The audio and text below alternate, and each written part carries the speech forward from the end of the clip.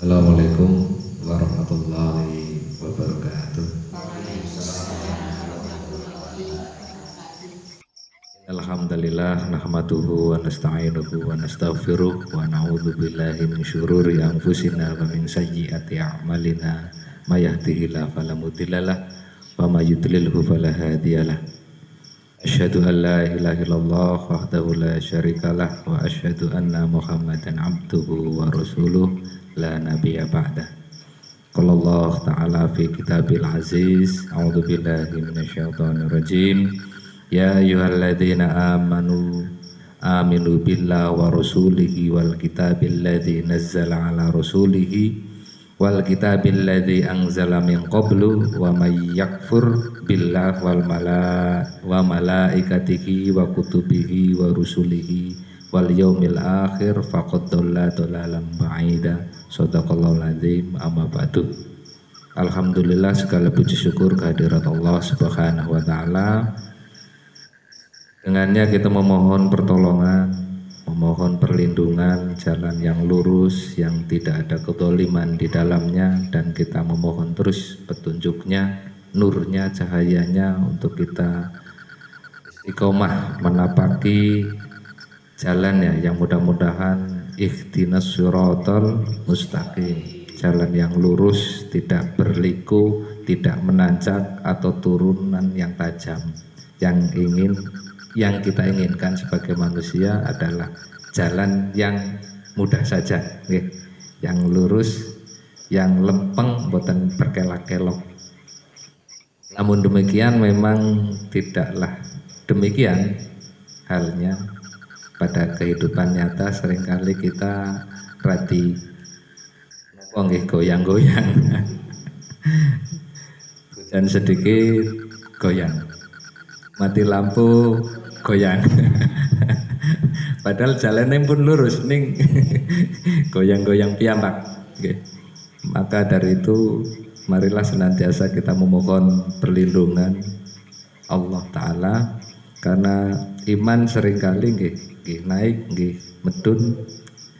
Nah, untuk itu alhamdulillah memang jatahnya di Musola Al-Arafah kita membahas masalah akidah, sesuai dengan TJA. Alhamdulillahirabbil alamin. Jadi di Al-Arafah saya jatah akidah, nanti untuk persoalan fikih sholat atau toharoh nanti di musola-musola yang lain, yang insya Allah ini akan kita dokumentasikan. Terus kita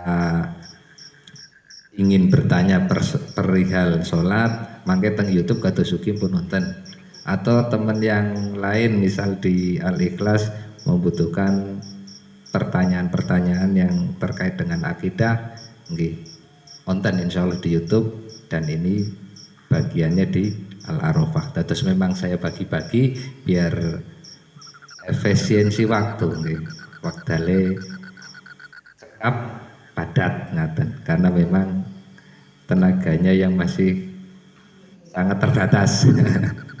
Tapi insya Allah akan kita lengkapi. JBM sebagai masjid unggulan mestinya memang memiliki bidang dakwah yang mestinya memadai. Terkait dengan akidah, saya belajar dari TJA jilid 1, 2, 3. Jilid 3 ini kalau tidak salah terbitan 95, kemudian di jilid yang keempat itu 2003. Itu persoalan akidah kurang dibahas. Nah, ini juga menjadi sangat penting untuk kemudian saya harus mengulas lagi nopo niku akidah. Kinten-kinten akidah niku nopo?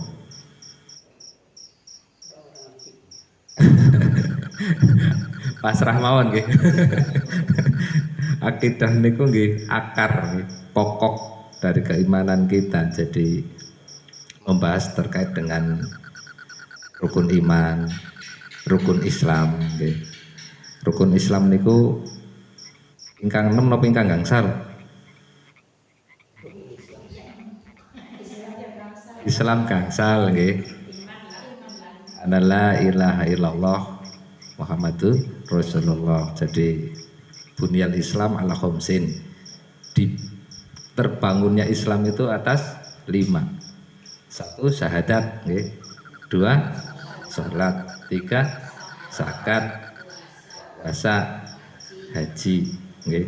Nah, nek rukun yang 6 niku rukun iman kepada Allah, kepada malaikat, kepada Rasul. Oke, nggih.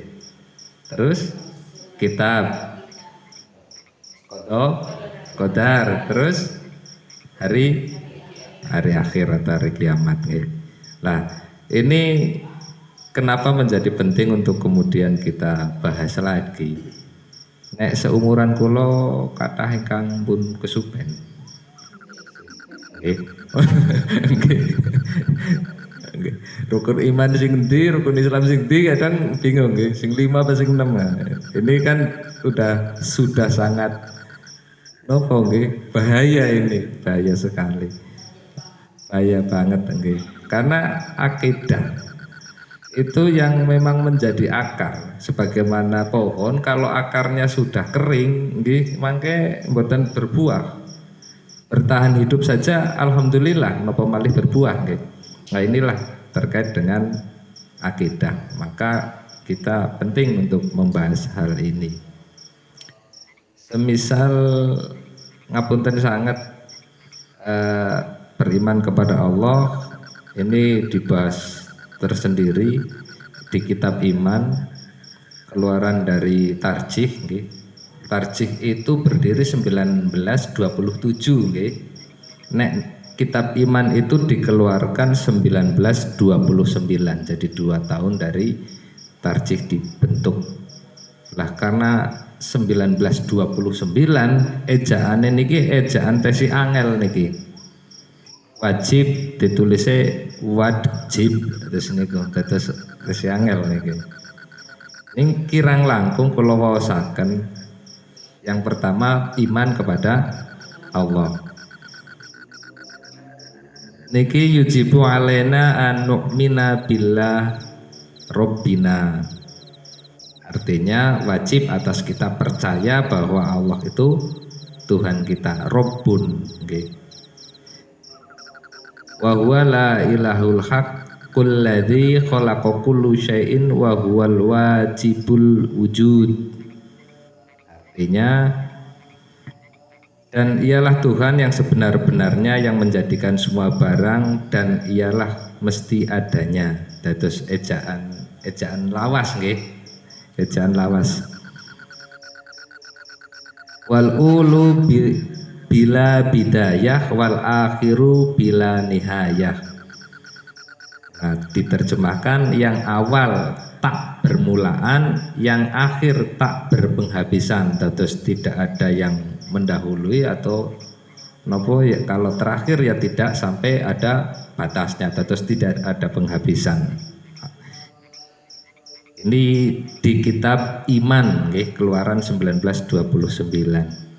Kalau lanjut, wala yusbihuhu syai'un minal kainat. Tidak ada sesuatu yang menyamainya. Tidak ada sesuatu yang menyamainya. Al-ahadu fil uluhiyah wa sifatihi wal af'alihi. Yang esa dalam ketuhanannya, sifat dan pekerjaannya. Dados tidak ada yang menyamai baik sifat ataupun perbuatan. Allah berkehendak nopo nggih, nggak ada yang menyamai. Al-Hayyul Qayyum. Al-Hayyul Qayyum nopo? Yang berdiri sendiri. Kemudian As-Sami'ul Basir. Sami mendengar, basir melihat. Wa huwa ala kulli syai'in qadir. Kuasa atas segala sesuatu. Nek teng mriki terjemahane kuasa atas segala barang. Kata saya lucu nggih. Ning saya hanya membaca nggih. Saya hanya membaca. Inama amruhu idza arada syai'an ayyaqula kun fayakun. Napa artinya? Sungguh benar perintahnya apabila menghendaki sesuatu barang, bersabda kepadanya adalah maka dijadilah barang itu. Kalau terjemahan sekarang apa? Idza arada, ketika berkehendak Allah itu hanya ngendikan kun fayakun. Jadi maka jadilah kalau terjemahan sekarang ya. Wa huwa alimun bima yaf'alun, wa huwa alimun bima yaf'alun 13. Dan ia mengetahui segala barang yang mereka kerjakan, yang bersifat sabda kalam dan segala kesempurnaan, suci dari segala yang muhal dan kekurangan. Nah ini justru saya yang belajar dengan Pak Heme ini. Muhal niku napa Pak? Yang muhal. Muhal nggih. Muhal dan kekurangan. Yang muhal, yang mustahil. Yang mustahil nggih. Muhal nggih. Nah ini ejaan lama ini. Kemudian ia menjadikan barang yang dikehendaki dan dipilih olehnya. Dalam tangannya segala perkara dan kepadanya mereka itu kembali. Iman kepada Allah kirang langkung niku. Ning onten tambih itu apa? Peringatan. Nggih, ada peringatannya. Ketika kita membahas zat Allah, Allah tidak memerintahkan kita tentang kepercayaan. Jadi Allah tidak menuntut kita untuk mengetahui betul zatnya, untuk membahas sesuatu yang akal kita tidak sampai. Nggih, dilarang, nanti bisa overdosis. Karena memang kapasitas otak kita itu memang terbatas. Karena akal manusia tidak akan dapat mengetahui zat Allah dan bagaimana sifat-sifatnya, maka janganlah membicarakannya. Adakah masih akan adanya Allah menjadikan langit dan bumi? Ini diambil dari Ibrahim ayat 10. Quran telah menutup pada akal pintu pembicaraan, mendalam-dalamkan sesuatu yang tercapai oleh pikiran dengan firman Allah. Tiada sesuatu yang serupa dengan Allah. Dan Allah akan menetapkan bahwa kekuatan akal itu terbatas serta ia meliputi segala manusia. Dalam firman-Nya Allah mengetahui barang yang di hadapan mereka serta yang di belakang mereka. Mereka meliputi ilmunya. Cukuplah sudah bagi orang mukmin memikirkan akan makhluk Allah guna membuktikan akan adanya kekuasaannya dan kebijaksanaannya. Dan ini yang terakhir ini yang kemudian menjadi akidahnya Muhammadiyah. Jadi kita tidak perlu harus dekik untuk ngurusi zat Allah itu. Tapi bagaimana Muhammadiyah justru lebih kepada mempelajari makhluknya. Mempelajari apa saja kan bisa kedulik saking medisnya.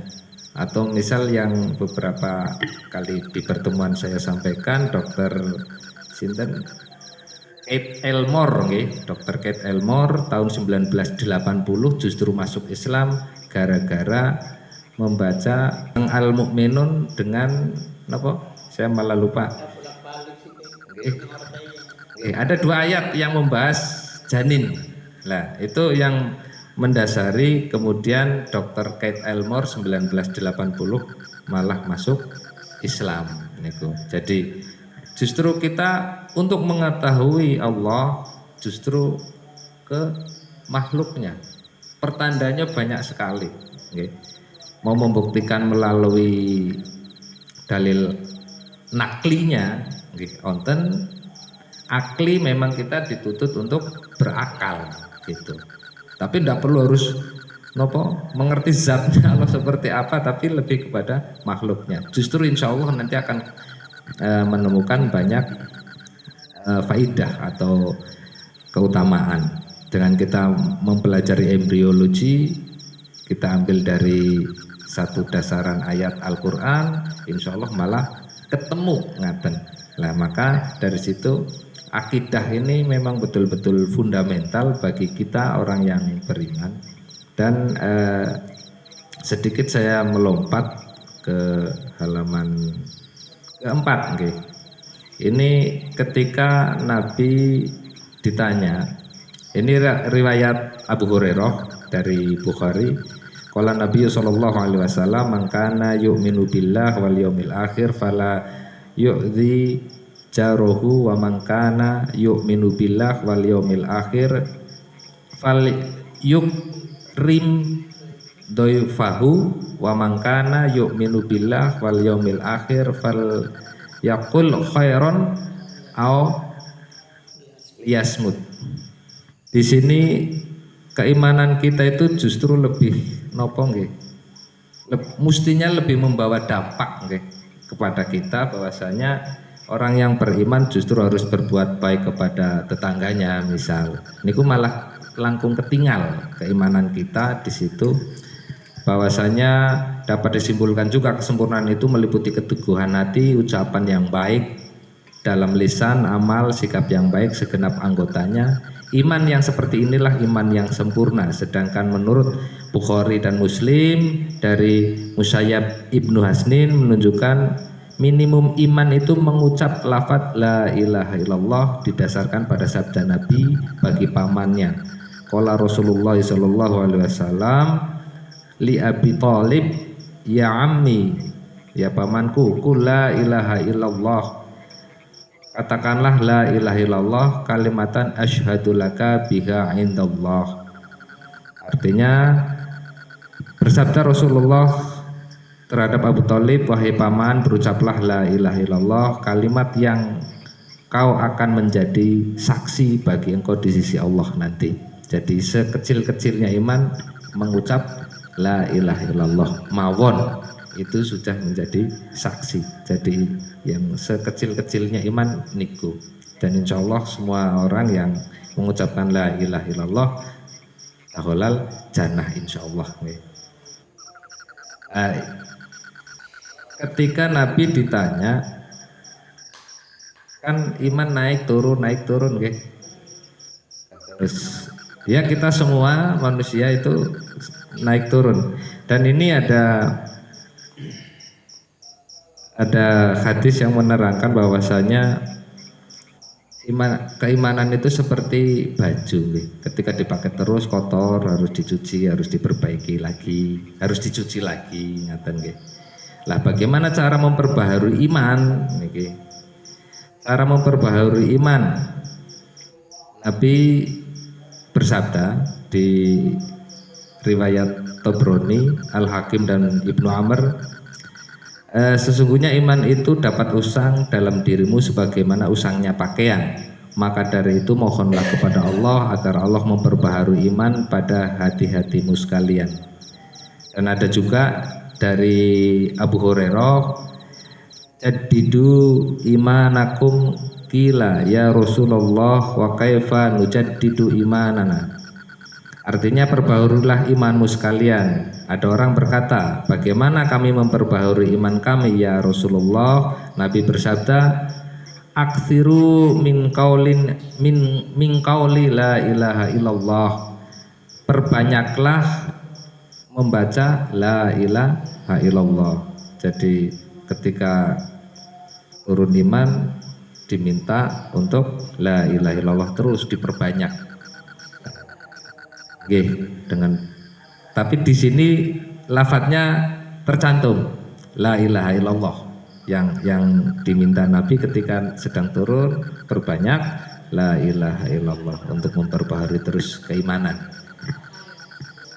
Nah, ini kaitannya semua dengan akar, okay. Misal ngapunten sangat ada sifat wajib Allah.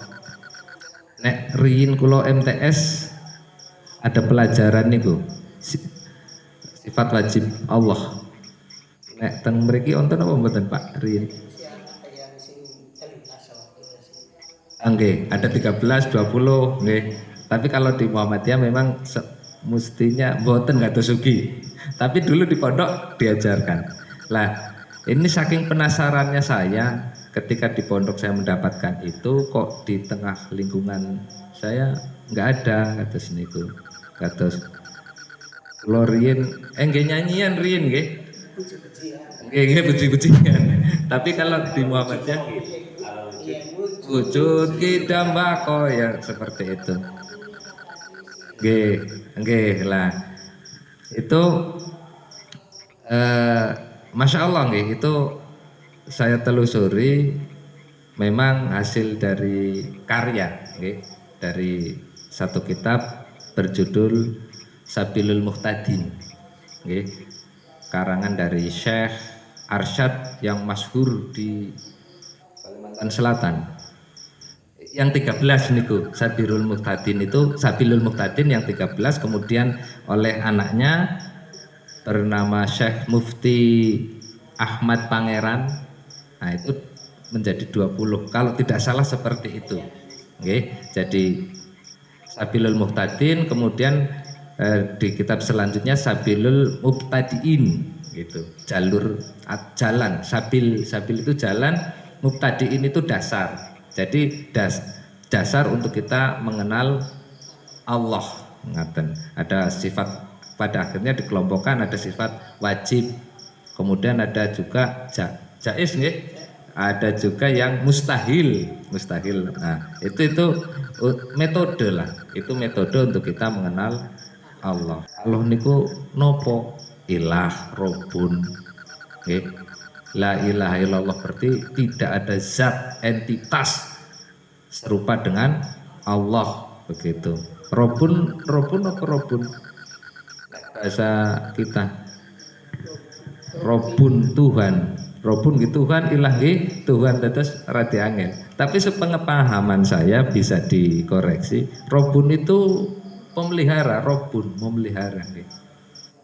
Nah, ketika kita mengetahui Allah itu Maha Pemelihara, tentunya kita udah tidak perlu pusing-pusing lagi harusnya. Ketika menjadi orang yang beriman, yakin betul Allah itu pelindung, Allah itu yang kita tahu. Jadi tentu Allah itu melekat pada dirinya, melekat pada zatnya itu semua hal yang sempurna, semua hal yang istimewa, kata niku. Allah Tuhan, Allah pemelihara, Allah Maha petunjuk, Allah Maha Rohim, Rohman dan seterusnya. Nah, ketika kita yakin mengimani Allah itu memang di dalam zatnya ini, segala keistimewaan, segala kesempurnaan melekat padanya, tentu kita sebagai orang beriman harus apa lebih efeknya apa gitu untuk kita. Nah, kalau Muhammadiyah lebih ke situ arahnya. Misal Allah itu Maha mengatur, Allah Maha mengatur. Leres napa mboten? Leres. Napa wonten sing ngatur malih? Mboten nggih. Berarti Allah Maha mengatur. Berarti ketika lampu mati kados wau, ingkang ngatur sinten? Gusti Allah. Nggih pun bungah mawon, bombong mawon gitu. Ada yang ngatur. Lah ini nikmatnya iman di situ. Nek pamannya semuanya kita harus apa ya? Kadang kita itu orang yang togo, berlebihan. Misal, lampu, seolah-olah kita itu ndak percaya. Ini yang terbaik, gitu. Kan yang ngatur Allah, okay? Jadi terserah Allah. Kita tinggal menikmati saja. Lanek padang orang ana sing teka malah dugal maning. Kan seniku nggih. Jadi udah ini nikmatnya iman. Terus saya sering kali sampaikan di setiap pertemuan ketika dulu akhir-akhir saya di pondok anglet kali Ustadz, banyak hal yang kemudian tidak sesuai keinginan, harapan, niku. Apa manusia itu harus sering kecewa. Nah, yang harus sering kecewa itu siapa, dan siapa juga yang minta untuk kita kecewa, begitu. Sementara orang yang beriman itu mestinya memuji Allah apapun halnya. Alhamdulillah ala kulli hal, kata Ustadz kami. Nah, kalau kamu kecewa itu kecewanya gimana gitu. Orang beriman itu tidak pernah kecewa, karena selalu berhusnudzon. Allah itu Rabbun, Allah itu yang memelihara, Allah itu yang ngatur. Nggak ada yang bisa mengecewakan orang beriman. Di situlah dalam happy aja nggih. Terus lah kon kepriwe begitu. Atau misal saya bergurau dengan istri. Karena sebetulnya saya sedang kurang fit gitu. Kalau ini pulang masih sakit terus niku. Lah ya ndak apa-apa. Saya jawab ke Mas Pur, wong pengen mati fisabilillah terus niku kula. Lah kan bagus juga. Orang sakit maksa-maksa mari masjid atau musola, dilalai jatah ninggalin temu musola kan saya nggih. Jadi apa yang harus dikhawatirkan begitu. Saya di situ kok nikmat ya orang beriman itu. Enggak banyak tuntutan, nikmat aja terus. Arep lara ya alhamdulillah.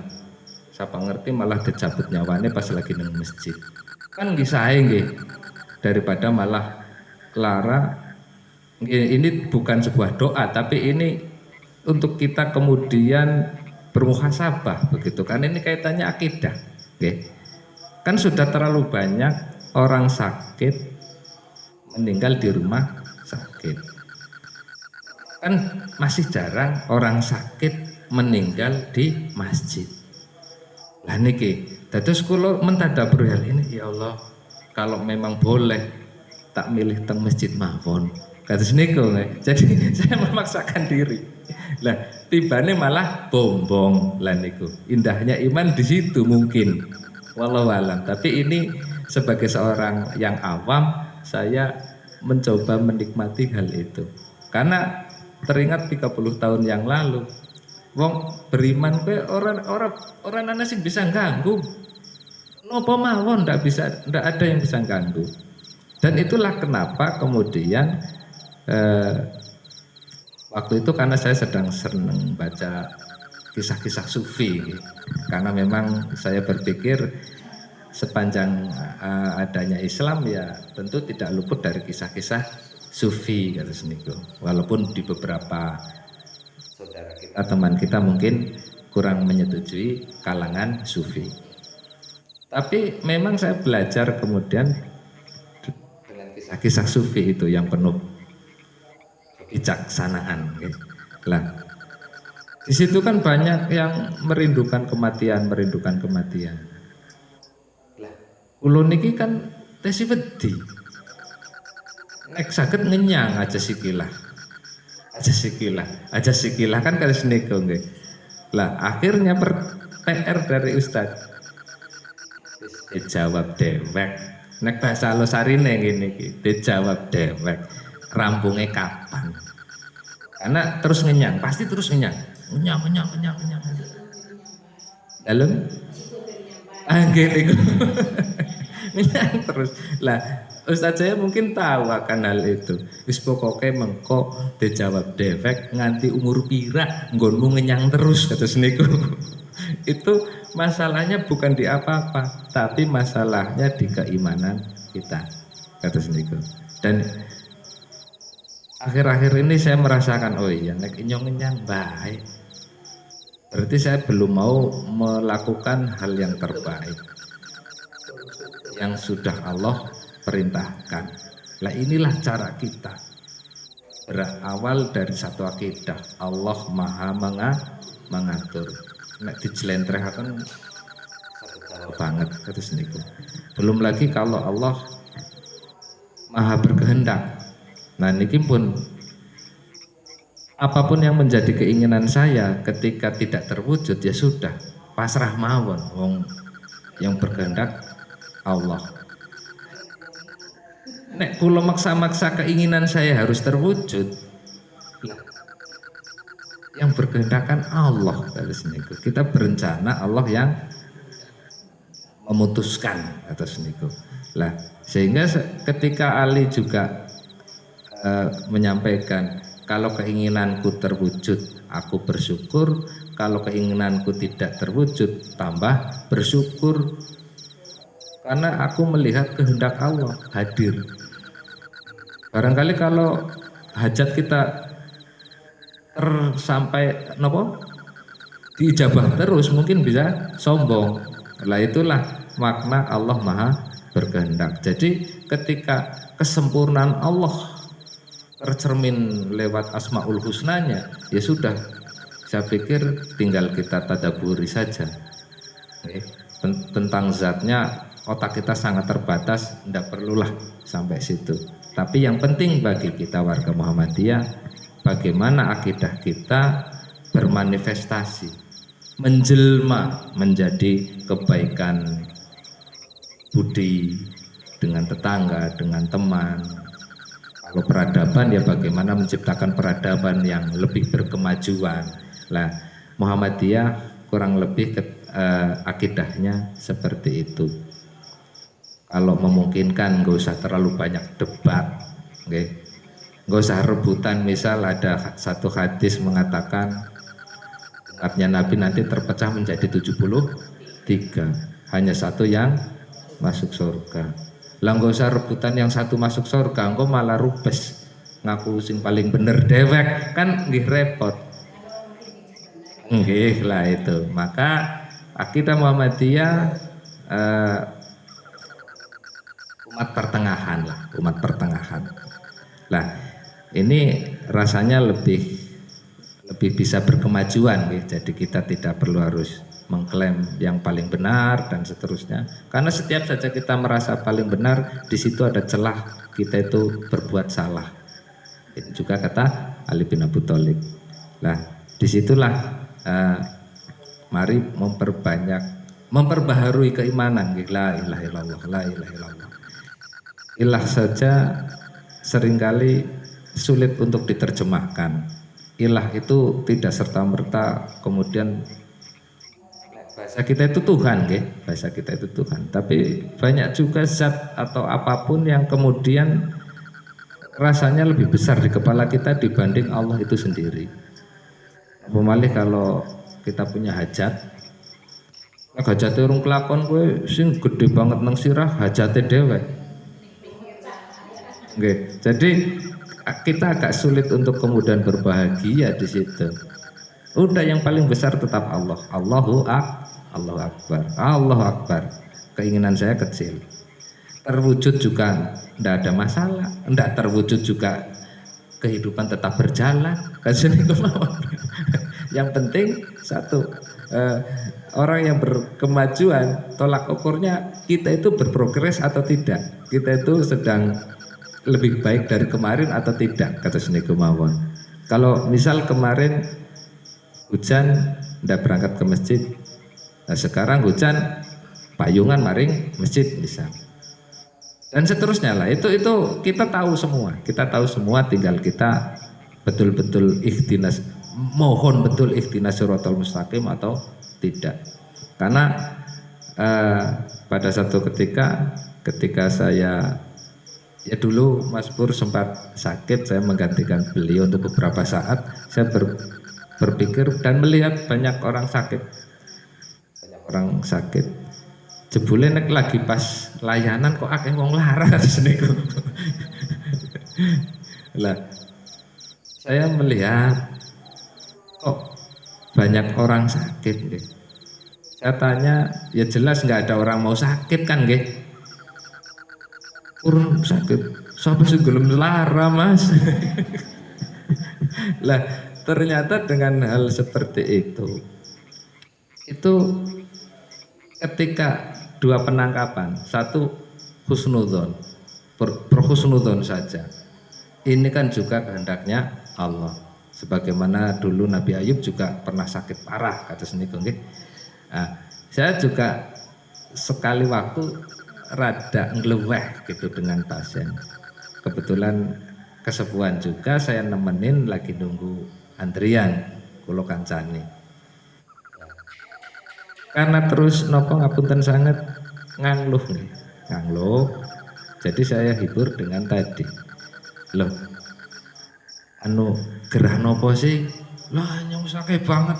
Lah ini gue lara kiye, lara kae dan seterusnya. Saya bilang, anu kerja kados niku.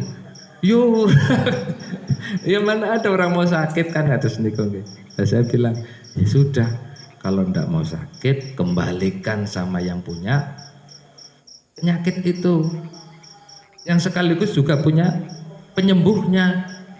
Sing bombong mawon, tenang. Iya ya Mas, nggih. Pokoke tenang mawon nang kantun saking dalem dumugi giro sakit sami-sami lenggah. Alhamdulillah pas wekdal antrian niku kok dipanggil niku. Lah pas banget, dados kula antar sisan mlebet teng ruangan. Walaupun saya nggak ikut masuk. Tapi dari situ terlihat ada napa nggih? Cukup cerah nggih, cukup cerah. Maka oh ya benar ini, dulu Ibnu Sina ngendika nggih, kegembiraan itu kan setengah dari obat. Lah, maka sangat relevan ini ketika Muhammadiyah menggelorakan untuk kita itu bergembira ketika beragama. Nggih, beragama itu harus bergembira. Lah wong anu arep maring surga kok pada ora gembira, kan aneh nggih. Lah tujuan kita jelas surga, kenapa enggak bergembira? Aneh lah nek boten gembira. Tapi saatnya ke neraka, lah kok pada seneng banget. Ngaten nggih. Kan nggih ngapunten, bukan kemudian kita menjelekan atau apa, tidak, tapi kan juga satu konsekuensi ketika misal saya piknik nggih nopo kan ngaten. Nek nggih dakwah kados ugi masih di fisabilillah. Nek nggih syiar, nggih taklim dan seterusnya, insya Allah masih di rute sabilillah, di rutenya Allah. Tapi ketika betul-betul inyong pengen piknik ben happy, lah happy dikiranya kalau piknik itu lantas happy. Kenang udan dukal, orang sita piknik ngenduk-ngenduk. Lah bahagianya di mana? Ya nek ora udan, ya wis nek ora udan. Ke tempat yang dituju ternyata longsor, mboten bungah malih. Jadi susah kalau tujuannya bungah, ini malah mboten bungah. Mending sudahlah pasrah sama Allah. Nah inilah yang kemudian saya mengutip Ibnu Taimiyah ketika dulu di penjara. Ada satu kisah, kalian mau apain saya itu ndak ada masalah begitu. Arep di penjara neng kanan kene ndak ada masalah, karena taman surganya itu ada di hati. Inyong tetap bahagia. Semakin di penjara semakin rekasa, berarti inyong pahalanya semakin gede. Ya, jelas tambah bunga inyong. Jadi arep dekatnya ngapa kena aku ora bisa. Lah itulah barangkali keimanan di level yang sempurna itu. Jadi tidak ada yang bisa ganggu kita. Lah maka dari situlah perlu waktu memang untuk kemudian kita mentadaburi banyak ayat terkait dengan kemahaannya Allah. Allah itu maha kasih, maha sayang. Seperti yang kemarin di awal saya menyampaikan dari hasil pertanyaan, di mana Rahman dan Rahimnya Allah. Kalau sekarang banyak anak-anak kecil yang sudah gagal ginjal misal, tidak ada yang pernah mau. Sakit itu tidak akan pernah ada yang mau. Tapi kalau kita tahu sifat Allah tadi yang maha berkehendak, sudah pasti kehendak Allah menimpakan yang menurut kita musibah, tapi itu adalah hal yang baik. Sebagaimana misal ngapunten, ini udah ini sebagai penutup, nopo kejadian yang baru-baru inilah, belum begitu lama, Ustadz Adi Hidayat sampai iri terhadap seorang mantan gembong narkoba nggih. Freddy napa nggih namanya? Freddy Budiman nggih. Lah itu ketika mau dieksekusi kan karena tahu Inyong bakal ditembak engko dina kiye misal. Kan justru malah taubatan nasuha. Terus membaca Quran dan seterusnya, mempersiapkan diri betul mau ketemu Tuhannya. Kan kita juga belum tentu dikasih kesempatan begitu. Lah maka untuk kemudian bismillah seperti Freddy yang insya Allah husnul khotimah karena memang dipenuhi dengan ibadah terus sampai ketika datang waktu eksekusinya. Kita yang merasa bebas ini ya sudah rasa terus bebas. Maka pertanyaan tadi yang Ustadz saya berikan PR ke saya, nanti saya suruh jawab sendiri niku wau. Kapan kau mati nek wis orang ngenyang kata seniku nggih, nek wis orang ngenyang insyaallah iman wis bener kata seniku. Ini PR dari Ustadz saya untuk saya. Kapan terakhir kok orang ngenyang, insyaallah imanmu udah mulai bener. Serain aja, mati kapanpun tidak ada masalah. Yang penting bismillah dalam fisabilillah. Nah, cekap semanten ngapunten nggih kelinta-kelintu kula karena sudah masuk isya. Kawula akhiri, kawula cekapi, nasru minallah wa tengqarib wa basyiril mukminin billahi taufik wal hidayah. Wassalamualaikum warahmatullahi wabarakatuh.